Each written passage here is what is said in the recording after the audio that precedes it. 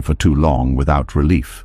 There is also a cycle between mental resistance and physical symptoms. Physical tension reinforces anxious thoughts, which then increase tension further. Breaking this cycle requires addressing both sides. Understanding that the body is reacting to perceived threat allows you to approach symptoms with compassion rather than frustration. Breathing patterns reveal a lot about this state. Shallow breathing keeps the body in alert mode, while deep, slow breathing signals safety. Many people unconsciously hold their breath during stress, which intensifies the sense of urgency. Learning to breathe fully again can gradually shift the nervous system toward calm. Movement is another way the body processes tension. When stress accumulates without release, muscles remain contracted. Gentle movement, stretching or walking can help discharge stored energy. This is not about exercise for performance, but about restoring circulation and allowing the body to complete stress responses that were interrupted. Sleep disruption is also common in chronic inner opposition. The mind continues processing unresolved tension even during rest. Dreams may feel intense or fragmented. Waking up tired despite hours in bed indicates that the nervous system never fully entered restorative states. There is also a social dimension to this exhaustion. Being around people who require constant self-monitoring can keep the body in alert mode. If you feel you must watch your words, suppress reactions, or anticipate criticism, the nervous system remains guarded. Safe connections where you can relax without performance become essential for recovery. Technology and constant stimulation contribute to this condition as well. Continuous exposure to information prevents mental quiet. Notifications, news, and endless content keep the brain engaged without pause. Without periods of stillness, the nervous system never fully resets. Healing begins when inner opposition decreases. Acceptance reduces the signals of danger because the mind stops framing reality as a threat. This does not eliminate challenges, but it changes the body's response to them. Instead of reacting with immediate tension, you approach situations with steadiness. Trust also plays a role. Trust not in perfect outcomes, but in your ability to respond to whatever arises. This trust reduces the need for constant vigilance. The nervous system relaxes when it senses that you are capable rather than fragile. Practices that cultivate presence support this process.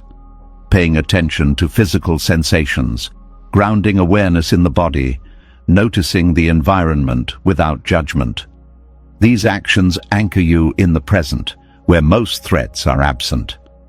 The body learns that safety exists here and now. Over time, moments of calm become more frequent. The baseline shifts from tension to neutrality. You may still experience stress, but it no longer dominates every moment. Recovery becomes quicker because the system remembers how to return to balance. There is also an emotional component to nervous system healing. Allowing feelings to surface without suppression reduces internal conflict. Tears, anger, relief. These responses release energy that was held in restraint. Emotional expression signals that the threat has passed. Nutrition and physical care matter as well. Chronic stress depletes resources the body needs to repair itself. Supporting recovery through rest, nourishment, and hydration helps restore resilience. The body is not separate from the mind. Both influence each other continuously. As stability returns, clarity improves. Decision-making becomes easier because thoughts are not clouded by constant urgency. Creativity reappears because the brain is no longer focused solely on survival. Relationships deepen because you are present instead of guarded. You may also notice a renewed sensitivity to environments and habits that increase tension. This awareness allows you to make choices that protect your energy rather than deplete it. Boundaries become clearer because you recognize their physical impact. Gradually, the feeling of collapse transforms into a sense of grounded strength. Not the tense strength of endurance, but the quiet strength of resilience.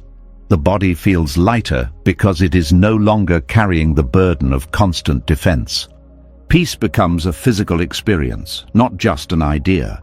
Muscles soften, breathing deepens, posture opens. These changes reflect a nervous system that finally trusts that it does not need to fight every moment. Life still contains uncertainty, but uncertainty no longer triggers immediate alarm. You move through situations with awareness instead of tension. Energy flows toward living rather than surviving. And in that shift, exhaustion begins to fade. Not because demands disappeared, but because the inner war that consumed your resources has ended. What remains is a steady capacity to face reality without opposition, allowing the body to rest even while life continues to unfold. As the nervous system begins to come back from that constant low-grade fight, you start noticing something else. The tension was never only about stress. It was also about a habit the mind calls responsibility, but the body experiences as pressure. A hidden rule that says, if I don't keep control, everything will fall apart. And even when your body finally gets a few calm moments, the mind still reaches for the steering wheel. It still tries to manage life into safety. It still hunts for certainty the way a thirsty person hunts for water. That is where a deeper kind of exhaustion is born. Some tiredness comes from overwork. This one comes from over-control. It doesn't just drain your energy, it drains your spirit. It makes life feel tight, heavy, and joyless, even when things are going fine. It's the kind of burnout that feels like your inner light is dimmer than it used to be, and you can't explain why. Control addiction is not always loud. It doesn't always look like someone barking orders or dominating a room. Sometimes it looks like being responsible. Sometimes it looks like planning ahead. Sometimes it looks like not wanting problems. Sometimes it looks like being strong. But underneath, it's the same thing. A belief that peace is only possible if life becomes predictable. The mind starts treating uncertainty like an emergency. It tries to lock everything into place. It wants guarantees. It wants clean answers. It wants life to behave. And the more it tries to force life into certainty, the more exhausted it becomes, because life is not built to stay still. Here is the paradox. The more you chase control, the more fragile you feel. The more you try to secure everything, the more anxious you become, because control is never complete.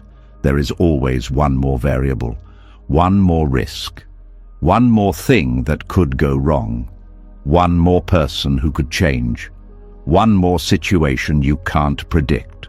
So the mind keeps working, it keeps scanning, it keeps rehearsing, it keeps planning, it keeps gripping, and slowly, without noticing, you stop living. You start managing. This is why control addiction creates spiritual burnout, not because planning is bad, but because compulsive control turns life into a project instead of an experience. It turns your inner world into a control room with alarms going off all day.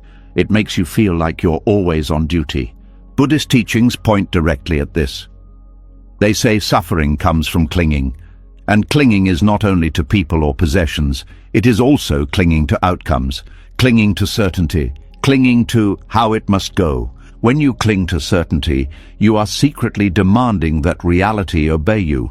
Even if you never say it out loud, the body feels the demand. It feels the pressure of trying to hold the world in a fixed shape. That pressure becomes tension. That tension becomes fatigue. That fatigue becomes a dull emptiness. At first, control feels like strength. It feels like competence. It feels like protection. It can even bring rewards. People praise you for being organized, for being reliable, for handling things, for not falling apart. But control addiction has a hidden cost. It teaches you that you are only safe when everything is handled, and that belief keeps you trapped in a state of constant monitoring. Control addiction often begins as a response to pain. If life once felt chaotic, unpredictable, or unsafe, the mind learns to tighten. If someone betrayed you, the mind tries to prevent it from ever happening again. If you grew up around instability, the mind becomes a planner. If you were punished for mistakes, the mind becomes perfectionistic. If you were neglected, the mind learns to rely only on itself. So, control becomes a coping mechanism. It is the mind saying, "I will never be caught off guard again." But life cannot promise that. So the coping mechanism becomes a prison. You can see it in the small ways. The need to overthink every message before sending. The urge to replay conversations to make sure you didn't say the wrong thing. The need to know what someone thinks of you. The need to map out the future before you take the first step. The inability to relax unless everything is done. The feeling of guilt when you rest. The pressure to always be improving. Even the desire to finally fix yourself can become control addiction, because it implies that you cannot be at peace until you become a different version of you. It turns healing into another control project. Spiritual burnout happens when the inner self becomes tired of being treated like a machine. There is a part of you that does not want to be managed. It wants to breathe. It wants to feel. It wants to trust. It wants to flow. It wants to live in a way that is not constantly calculated. But control addiction blocks that. It blocks surrender. It blocks softness. It blocks presence. It blocks joy that has no reason. It blocks peace that does not depend on outcomes. This is why you can have everything in order and still feel empty. Because you are not exhausted from life. You are exhausted from your grip on life. The mind confuses control with power. Buddhism makes a sharp distinction here. Real power is not forcing reality to cooperate. Real power is meeting reality without fear. Real power is the ability to stay grounded even when things are uncertain. Real power is not the ability to predict everything, but the ability to respond with clarity. Control addiction does the opposite. It makes your stability dependent on things outside you. It says, "I will be calm when the situation is calm." That is not inner peace. That is conditional peace. And conditional peace is fragile. This addiction also destroys your relationship with the present moment. Because the present moment is never fully controllable. It is alive. It moves. It changes. It surprises. So if you are addicted to control, you are always slightly at war with the present. You are either trying to fix it, improve it, speed it up, or escape it. The mind becomes a constant editor, and editing life all day burns through attention like fire burns through dry leaves. Another toll of control addiction is that it creates constant self-surveillance. You start watching yourself like an enemy, monitoring your emotions, judging your reactions, trying to prevent yourself from being too much, trying to keep your image clean, trying to stay composed, trying to stay impressive, trying to never be caught vulnerable. That is exhausting, because vulnerability is not a mistake. It is a human state. But control addiction treats vulnerability like danger. So it tightens. And when it tightens, it blocks the natural release that keeps the nervous system healthy. This is where spirituality gets burned out. Not because you stop believing in something, but because your inner life becomes dry. Prayer becomes performance. Meditation becomes another task. Growth becomes another demand. You start trying to achieve peace instead of allowing it. You start trying to force surrender, which is impossible, and deep down you feel it. This controlling approach is not working, but the mind doesn't know another way, so it pushes harder. That is the paradox. The more you try to force certainty, the more uncertainty you create inside yourself. Because you're fighting a basic truth of life, change is guaranteed and control is limited. Buddhist reality training is not about becoming passive. It is about becoming aligned. The teachings don't say, do nothing. They say, stop demanding that life be different before you allow yourself to be at peace. This changes everything. Because the moment you stop needing certainty to relax, your energy returns. Not because your problems disappear, but because your inner system stops wasting energy trying to eliminate all risk. A healthier relationship with control looks like this. You plan, but you don't panic when plans change. You take responsibility, but you don't confuse responsibility with total control. You act wisely, but you accept that outcomes are not fully yours. You prepare, but you also trust. Trust is the medicine for control addiction. Not blind trust, not fantasy. Trust in your capacity. Trust that you can handle disappointment without collapsing. Trust that you can adapt. Trust that you can recover. Trust that you can set boundaries. Trust that you can ask for help. Trust that you can survive uncertainty without gripping life like a hostage. When this trust grows, control addiction weakens. The mind no longer needs to overmanage because it no longer believes disaster is waiting around every corner. This is also why letting go can feel scary at first. If your identity has been built around being the one who holds everything together, surrender feels like losing yourself. But what you're really losing is a role that was costing you your life force. Surrender in Buddhist teaching is not giving up. It is giving up the war. It is dropping the argument with reality. It is releasing the belief that your safety depends on perfect outcomes. It is choosing peace first, then moving from that peace. You can feel the difference immediately. When you are in control addiction, your actions feel tight. You move with pressure. Even success feels stressful because you're already worried about maintaining it. When you move from acceptance, your actions feel cleaner. You do what you can, then you let life respond. The mind stays open. The body stays softer.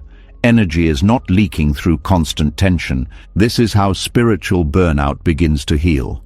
Not through a big breakthrough, but through small releases.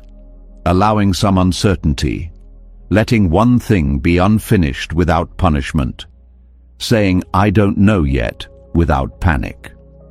Letting people have their opinions without trying to control them. Letting a day be imperfect without calling it a failure. Each time you do this, you teach your nervous system something important.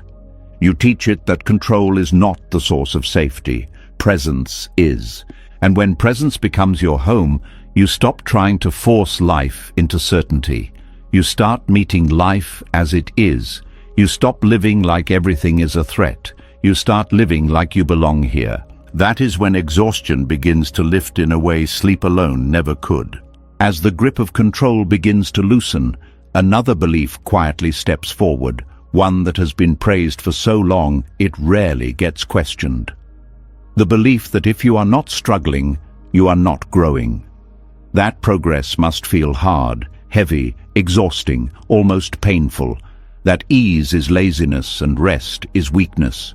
Even after learning to release control, this belief keeps the body tense because it whispers that peace means you are falling behind. Many people carry this rule so deeply that they don't know how to move without pushing. They don't trust calm. They don't trust flow. They only trust effort they can feel in their bones. There is a form of exhaustion that comes not from resisting reality, but from forcing yourself forward even when force is no longer needed. It is the fatigue of believing that life must be wrestled into improvement, that every step must be earned through strain, that if something feels natural, it cannot be valuable. This belief often begins early. Praise comes for hard work, endurance, sacrifice, pushing through pain. Over time, struggle becomes associated with worth. If you are tired, you must be doing something right. If you are overwhelmed, you must be committed. If you are suffering, you must be growing. The mind builds an identity around this pattern until it becomes difficult to tell the difference between meaningful effort and unnecessary strain. Buddhist teachings challenge this idea in a subtle way. They don't deny that effort matters, but they distinguish between wise effort and forced effort.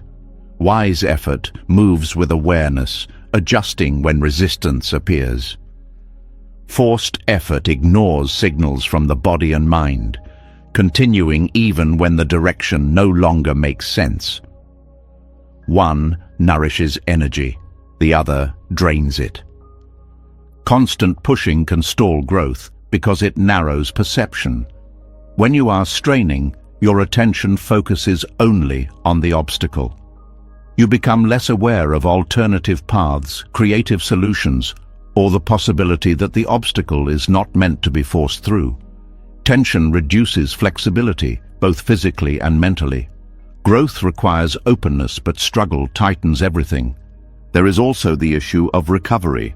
Muscles grow during rest, not during exertion alone. The same principle applies to emotional and mental development. Without periods of integration, the system becomes overloaded. You may continue moving, but progress becomes superficial because nothing has been fully absorbed. Struggle can also become addictive. The adrenaline of urgency, the sense of purpose that comes from battling something, the identity of being the one who perseveres. Letting go of struggle can feel like losing meaning, even if the struggle itself is harmful. So the mind unconsciously creates new battles to maintain that sense of identity.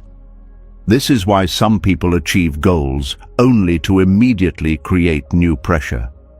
They cannot sit with the result because stillness feels empty.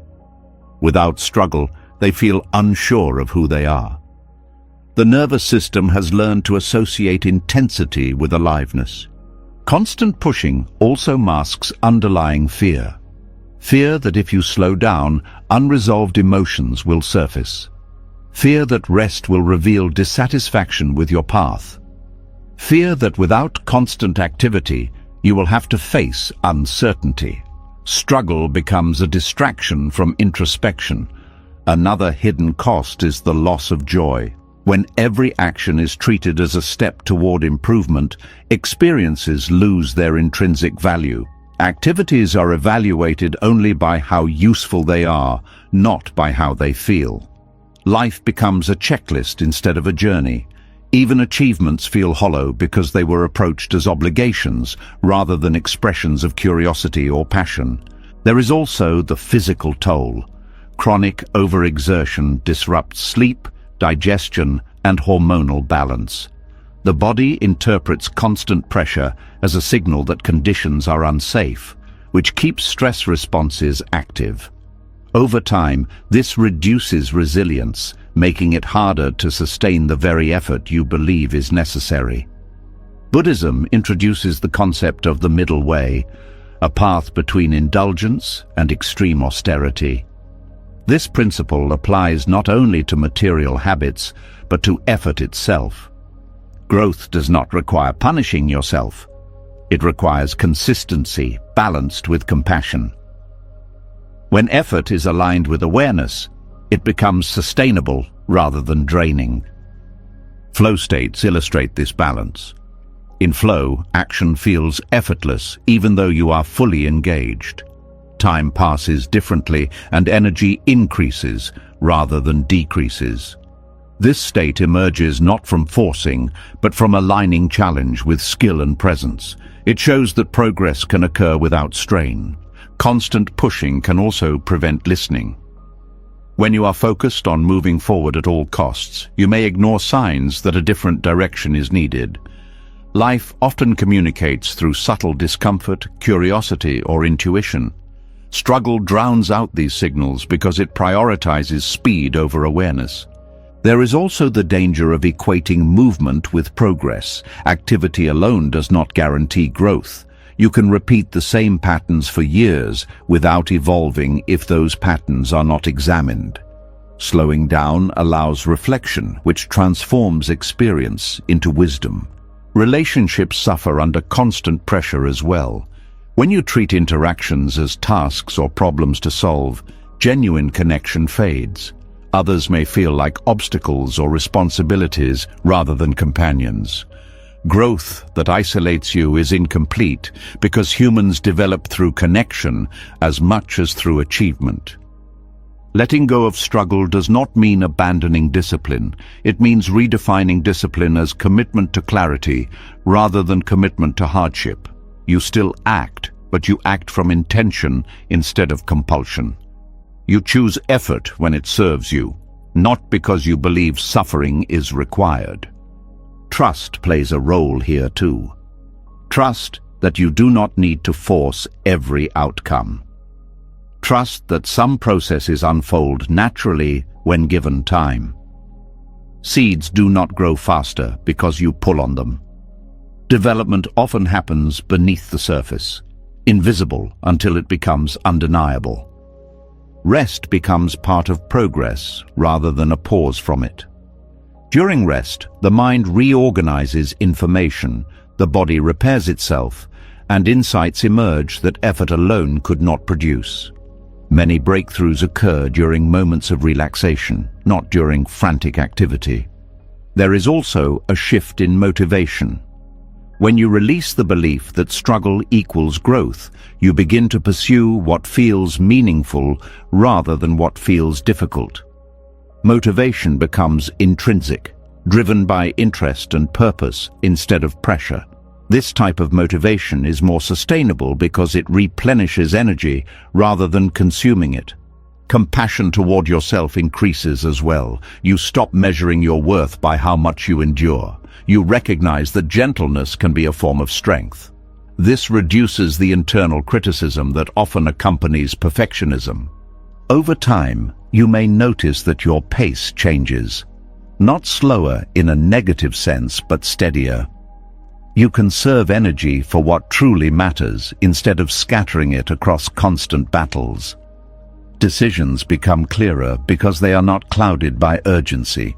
Peaceful effort also improves learning. When you are not stressed, the brain processes information more effectively. Creativity, memory, and problem-solving improve because cognitive resources are not diverted toward managing anxiety. You begin to see that struggle was never the goal. It was a byproduct of misunderstanding how growth works. True development involves challenge, but challenge does not require suffering. It requires engagement, curiosity, and willingness to adapt. As this understanding settles in, life feels less like a race and more like an unfolding path. You still move forward, but you no longer feel chased by invisible deadlines. There is space to breathe, to observe, to enjoy the process. Energy returns because you are no longer burning it to prove your dedication. You are using it to live. Progress becomes something you experience rather than something you fight for. And in that shift, you discover a quieter kind of strength, the strength of moving without forcing, of growing without breaking yourself, of trusting that life does not need to be wrestled into meaning, because meaning emerges when you stop trying to conquer every step. As the need to struggle begins to loosen and you stop forcing yourself forward just to feel worthy, another layer of tension quietly reveals itself. You may notice that even without constant pressure, something inside still feels tight. Not because life is demanding more, but because certain feelings have been held back for so long that they no longer know how to move. There is a kind of exhaustion that comes from holding emotions in place, like trying to keep water from flowing downhill with your bare hands. Many people learn early that some emotions are unacceptable. Anger must be controlled, sadness must be hidden, fear must be denied, vulnerability must be masked. Over time, this creates a habit of emotional resistance. Instead of feeling what arises, the mind fights it, distracts from it, or replaces it with something more acceptable. On the surface, this looks like strength. Inside, it creates friction. Emotional friction occurs when a feeling is present but not allowed to move. The body registers the emotion, prepares to process it, but the mind interrupts the process. This interruption traps the energy of the emotion inside the system. The result is tension, restlessness, and a sense of pressure that has no clear cause. Emotions are not just thoughts. They are physical experiences involving hormones, nervous system responses, and changes in muscle tension. When you suppress an emotion, you are not eliminating it.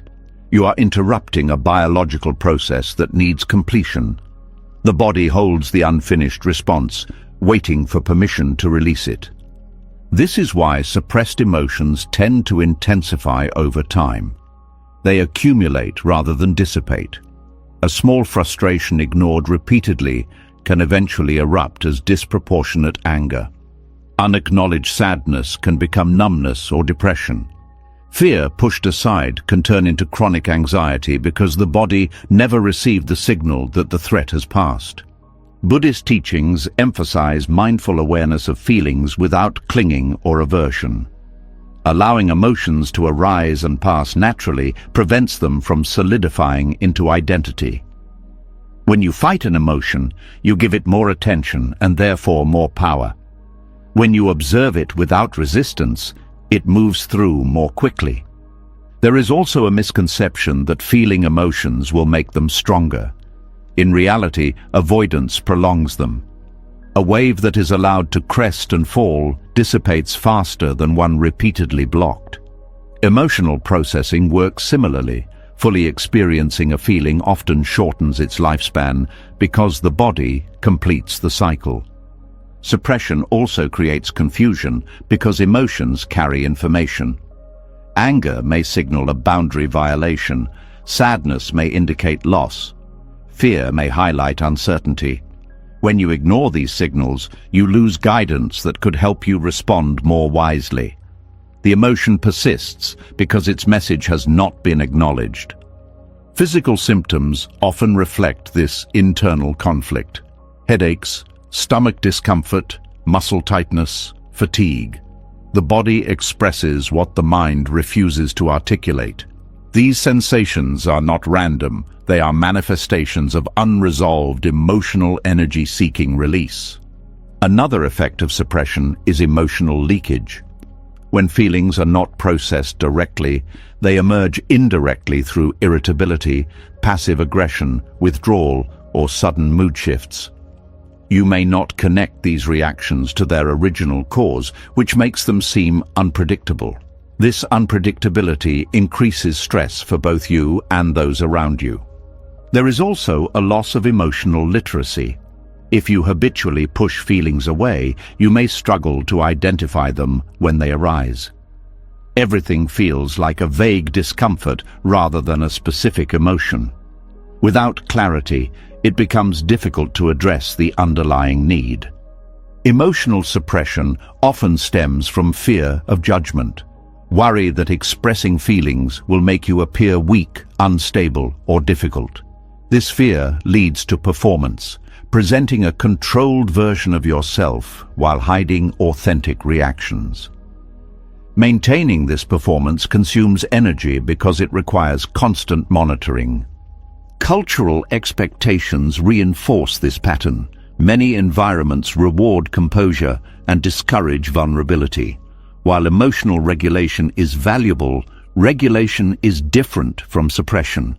Regulation allows feelings while guiding behavior. Suppression denies the feeling altogether. There is also the belief that certain emotions are dangerous, that anger will lead to harm, sadness will never end, fear will paralyze you. These beliefs make the mind treat emotions as threats instead of experiences.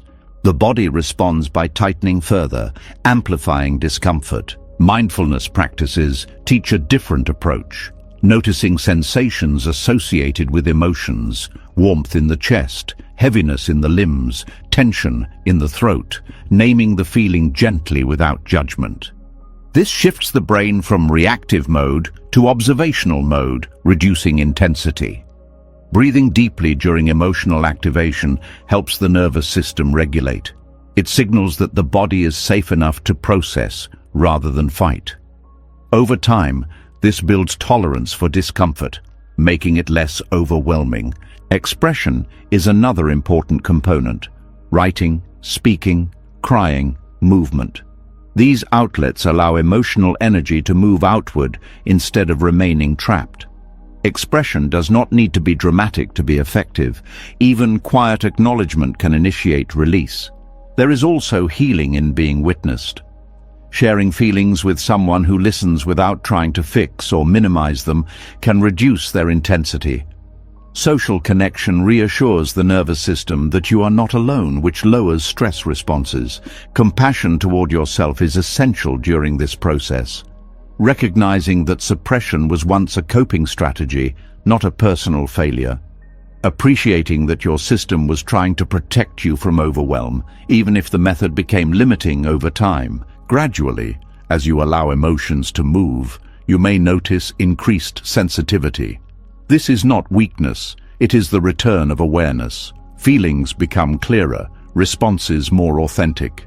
You regain access to joy as well, because the same openness that allows pain also allows pleasure. There is a sense of lightness that emerges when emotional friction decreases. The body no longer needs to hold tension against itself. Energy flows more freely because nothing is being blocked internally. You may also find that relationships improve. Authentic expression fosters understanding and reduces misunderstandings. Others feel more comfortable being genuine as well, creating deeper connection.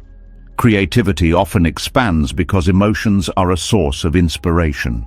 When they are suppressed, imagination narrows. When they are allowed, new ideas and perspectives emerge naturally. There is also resilience in emotional flexibility. Instead of fearing feelings, you trust your ability to experience them and recover. This confidence reduces anxiety about future challenges because you know you can handle whatever arises. Over time, emotions lose their reputation as enemies. They become signals, guides, experiences that pass through rather than forces that define you. You stop trying to control them and start listening to them. Peace becomes more accessible because inner conflict decreases. You are no longer fighting parts of yourself. The energy that was spent on resistance becomes available for presence and engagement with life. And in that openness, exhaustion softens, not because life is always easy, but because you are no longer carrying the weight of unexpressed feeling. What once felt overwhelming becomes manageable because it is allowed to move instead of being trapped inside. As you begin allowing emotions to move instead of trapping them inside, a different kind of fatigue becomes visible, one that has nothing to do with feelings themselves, but with the version of you that has been presented to the world. You may notice how tiring it is to stay on, to keep the mask steady, to make sure your reactions match what others expect rather than what you truly feel. There is a quiet strain that comes from being seen, but not fully known. Many people live with an unspoken agreement between their inner life and their outer behavior. The agreement says, "I will show only what is acceptable." This agreement may have formed in childhood, in environments where authenticity felt risky. Perhaps honesty was met with criticism, vulnerability with dismissal, individuality with pressure to conform. Over time, adapting became safer than expressing. The result is a performed self, a version of you that functions well in social spaces but does not fully represent who you are. Maintaining this version requires continuous energy because it involves monitoring words, tone, expressions, even posture. Every interaction becomes a small performance, and performances cannot relax completely while they are happening. This is why social exhaustion can occur even without conflict. You may spend time with others who are kind and supportive, yet still feel drained afterward. The fatigue comes from the effort of filtering yourself, not from the people themselves. The nervous system senses the gap between authenticity and presentation, and that gap consumes energy. Authenticity is not about revealing everything indiscriminately. It is about alignment between what you feel and what you express. When alignment is absent, tension builds. The body prepares for the possibility of being exposed, misunderstood, or rejected, which keeps it in a subtle state of alertness. Buddhist teachings emphasize non-self, the understanding that identity is fluid rather than fixed. Ironically, when you cling to a rigid persona to protect yourself, you become trapped by it. The role you created for safety becomes a cage that limits spontaneity and genuine connection. There is also fear behind this performance, fear that if people see the real you, they will withdraw approval. Fear that authenticity will lead to conflict or isolation. This fear keeps the mask in place even when it is no longer necessary. The mind prioritizes belonging over truth because belonging once meant survival. Over time, performing a false self can blur your own awareness of who you are. Preferences become influenced by expectations. Opinions soften to avoid disagreement. Dreams are adjusted to fit practicality. You may start to feel disconnected from your own desires because you have been responding to external signals instead of internal ones. This disconnection leads to a sense of emptiness that is difficult to explain. Life may look stable on the outside, yet something feels missing. The missing element is the experience of being fully present as yourself without needing to edit. Authentic expression restores vitality because it removes the need for constant monitoring. When you speak honestly, your body relaxes because it no longer has to track inconsistencies. Conversations become easier because you are not calculating every response. Presence replaces performance. There is also freedom in allowing others to react naturally rather than trying to manage their perceptions. Not everyone will resonate with your authenticity, but those who do will connect more deeply. Relationships built on performance tend to remain surface level because they are based on a role rather than a person. Work environments often reinforce the pressure to perform. Professional roles require certain behaviors, which can be useful for cooperation but limiting if they become your only mode of expression. Without spaces where you can be unfiltered, identity becomes tied solely to function rather than humanity. Creative outlets can counterbalance this effect. Activities that allow spontaneous expression, art, music, writing, movement, reconnect you with aspects of yourself that are not defined by external expectations. These outlets reduce emotional pressure because they provide a place where authenticity is welcomed. There is also the courage of small honesty, saying what you truly think in low-risk situations, expressing preferences without apology, allowing moments of vulnerability instead of defaulting to composure. These small acts gradually reduce the gap between inner and outer life. Self-acceptance plays a crucial role here.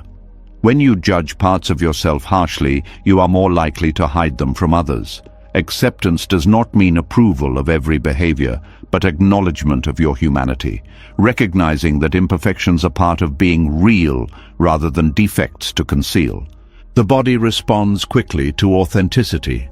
Breathing deepens, posture becomes natural, facial muscles soften.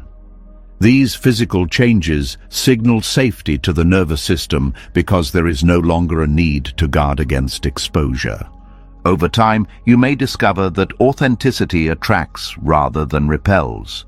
People are drawn to genuine presence because it feels safe and relatable. When one person stops performing, others often feel permission to do the same, creating more honest interactions. There is also a reduction in anxiety. Performance requires anticipation of reactions, which keeps the mind busy predicting outcomes. Authenticity removes much of this anticipation because you are focused on expression rather than approval. The fear of rejection may still appear occasionally, but it becomes manageable because your sense of worth is no longer dependent solely on others' responses. You begin to value alignment with yourself as much as acceptance from others. Living authentically also clarifies decision-making. Choices become guided by internal values rather than external pressure. This reduces regret because actions reflect who you are instead of who you felt obligated to be. Energy returns as the silent effort of performance disappears. Tasks feel lighter because you are not carrying an additional layer of self-monitoring. Even solitude becomes more comfortable because you are no longer escaping from a persona that feels foreign. There is a deeper peace in knowing that you do not have to remember which version of yourself you presented to whom. Consistency replaces fragmentation. Your identity becomes coherent rather than divided into roles. Authenticity also enhances resilience. When you accept yourself, criticism loses some of its sting because it does not threaten your core identity. You can evaluate feedback without feeling attacked because you are not defending a fragile persona. Spiritual traditions often emphasize truthfulness not only as a moral principle, but as a path to inner harmony. When words, thoughts, and actions align, internal conflict decreases.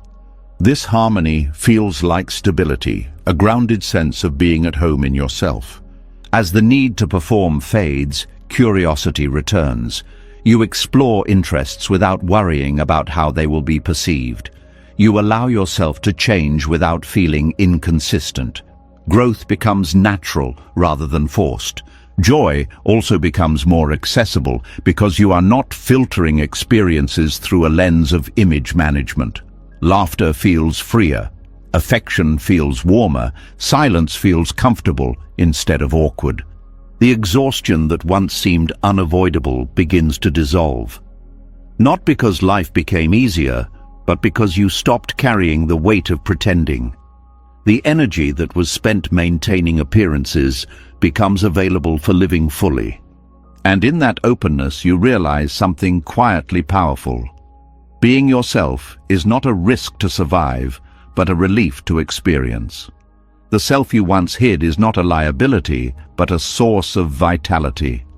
When authenticity replaces performance, life no longer feels like a stage. It feels like a place where you can finally rest while still being seen. As the pressure to perform begins to fall away and you start living with more honesty, something else becomes easier to notice.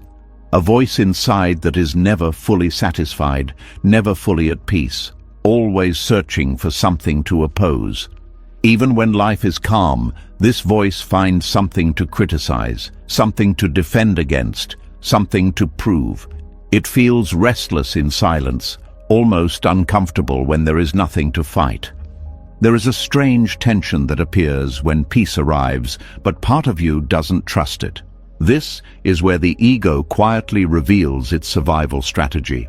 The ego is not evil or malicious. It is a structure built to protect identity. It forms from memories, beliefs, roles, and comparisons. Over time, it learns that conflict strengthens its sense of existence. When there is an enemy, a problem, a challenge, or a narrative of struggle, the ego feels solid. Without those things, it begins to feel uncertain, as if it might dissolve. The ego survives by creating separation. It divides the world into categories: right and wrong, success and failure, superior and inferior, us and them. These divisions provide a framework for identity. If something threatens that framework, the ego reacts defensively because its sense of self depends on maintaining those distinctions. Conflict feeds the ego because it reinforces boundaries. When you argue, defend, justify, or compare, you are affirming a position. That position becomes part of who you believe you are. Peace, on the other hand, softens boundaries. It blurs the lines that define identity, which can feel unsettling if you are used to defining yourself through opposition. This is why some people feel energized by drama. The emotional intensity creates a sense of aliveness that calmness does not provide. Without conflict, they may feel empty or directionless because they have not learned how to exist without something to push against. Buddhist teachings describe the ego as a collection of attachments rather than a fixed entity. It clings to stories about who you are, what you deserve, and how life should treat you. When reality contradicts these stories, the ego interprets it as a threat rather than a neutral event. Resistance arises not because the situation is unbearable, but because it challenges the narrative. One of the ego's most powerful tools is personalization. Events are interpreted as happening to you rather than simply happening. A delayed response becomes rejection.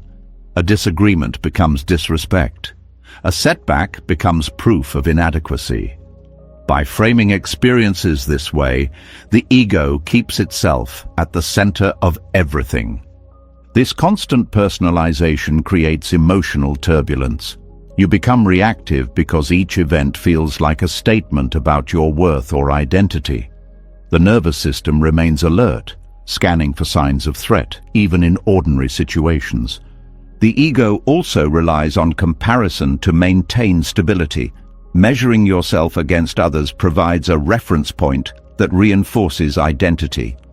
If you are ahead, you feel superior. If you are behind, you feel inferior. Either way, comparison keeps attention focused outward, preventing the deeper question of who you are without those measurements. There is also the need to be right. Being right validates the ego's perspective, while being wrong feels like erosion of identity. This can make it difficult to admit mistakes or change beliefs, even when new information is available. The goal shifts from understanding to defending. Control is another strategy. By trying to manage outcomes and perceptions, the ego attempts to reduce uncertainty. However, life's unpredictability ensures that control is never complete, which perpetuates frustration and anxiety. Peace threatens the ego because it removes the conditions that sustain these patterns. Without conflict, comparison, or control struggles, the ego has fewer opportunities to reinforce itself. This can create a sense of groundlessness, as if something familiar has disappeared. Yet this groundlessness is not danger, it is openness. It is the space where identity becomes flexible rather than rigid. In this space, you can respond to situations instead of reacting from conditioned patterns. Mindfulness practices weaken the ego's hold by shifting attention from narratives to direct experience. Instead of analyzing why something happened or what it means about you, you notice sensations, thoughts, and feelings as they arise. This reduces identification with them. Compassion also softens ego defenses. When you extend understanding toward yourself and others, the need to categorize diminishes. You recognize shared vulnerability rather than focusing on differences. There is freedom in letting experiences exist without turning them into stories about self-worth. A failure becomes an event to learn from rather than evidence of inadequacy. Praise becomes a pleasant experience rather than proof of superiority. Silence can be challenging because it deprives the ego of stimulation. Without conversation, tasks, or distractions, unresolved thoughts surface. This is why many people avoid stillness, not because silence is uncomfortable in itself, but because it exposes the mind's activity. As you become comfortable with stillness, you notice that thoughts come and go without needing to be followed. Identity loosens because you see that you are not every thought that appears. This realization reduces the urgency to defend or assert yourself. Relationships change as well. When you are less invested in being right or superior, interactions become more collaborative. Listening becomes easier because you are not preparing counter-arguments. Empathy grows because you are not filtering everything through personal relevance. There is also a reduction in resentment. When you stop viewing life as something that should align perfectly with your expectations, disappointments lose some of their sting. You recognize that unpredictability is not personal. The ego's habit of declaring war on reality often stems from fear of insignificance. Conflict provides a sense of importance.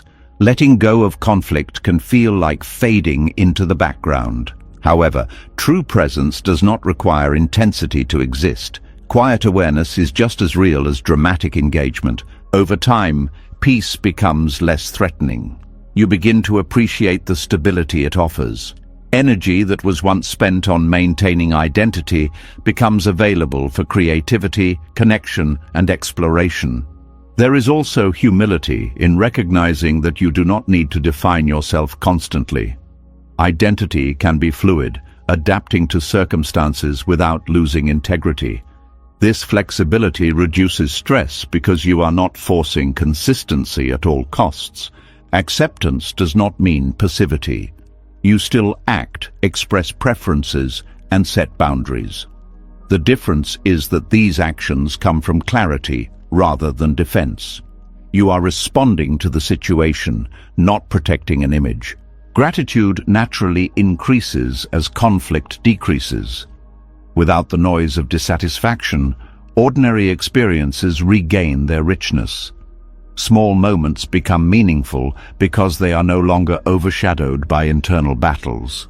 Joy also becomes quieter but deeper. It is not dependent on victory or validation. It arises from alignment with reality rather than triumph over it. In this state, life feels less like a battlefield and more like a landscape to explore. Challenges still appear, but they are approached with curiosity instead of hostility. Problems become puzzles rather than threats. The exhaustion that once came from constant tension begins to fade. You are no longer bracing against everything that doesn't match your expectations. Muscles relax, breathing slows, attention widens, and in that openness, you realize something unexpected. The ego's war was never protecting you from reality. It was protecting itself from disappearing. When the need for conflict dissolves, what remains is not emptiness, but peace, a quiet strength that does not need to prove its existence because it simply is. As the inner war begins to quiet and the need to fight reality loosens its grip, something even more subtle starts to reveal itself. Not the loud resistance that once defined your struggle, but the quiet friction woven into ordinary moments. A sigh when something takes too long, a flash of irritation at a small inconvenience, a silent complaint that life should be moving faster, smoother, easier. These moments feel insignificant, almost too small to matter, yet they leave you strangely tired by the end of the day. There is a kind of resistance so ordinary that it becomes invisible. It lives in the tiny no whispered inside your mind throughout the day. No to the traffic, no to the noise, no to the weather, no to the slow internet, no to the person speaking too long, no to the task you didn't want to do. Each refusal is brief, but together they create a constant current of tension running beneath everything you experience. This is micro-resistance, not a dramatic rejection of reality, but a steady stream of subtle opposition to what is already happening. The body responds to each of these moments, even if you barely notice them. Muscles tighten slightly, breathing becomes shallow, the jaw hardens, shoulders lift. These changes are small, but they accumulate. By evening you may feel drained without understanding why, because no single event seems significant enough to explain the exhaustion. Micro-resistance is powerful precisely because it is continuous. Major stresses come and go, allowing recovery afterward.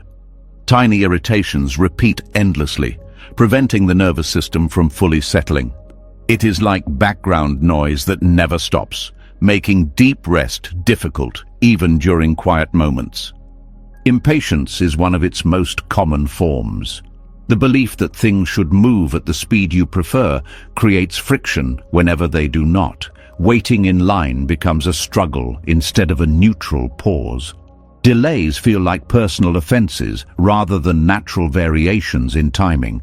This impatience keeps the mind in a state of urgency that the body experiences as stress. Complaint is another expression, not always spoken aloud, often internal. A running commentary about what is wrong, unfair, inefficient, annoying. Complaining may feel like release, but it often reinforces dissatisfaction because attention remains fixed on what is unwanted. The brain strengthens pathways associated with negativity, making irritation easier to access next time. Subtle comparison also fuels micro-resistance. Seeing someone else's situation and wishing yours were different creates a quiet rejection of your own experience. Even pleasant moments can feel insufficient if they are measured against an imagined alternative. There is also resistance to discomfort, even mild discomfort, heat, cold, hunger, boredom, fatigue. When these sensations are treated as problems rather than temporary experiences, the mind reacts with tension.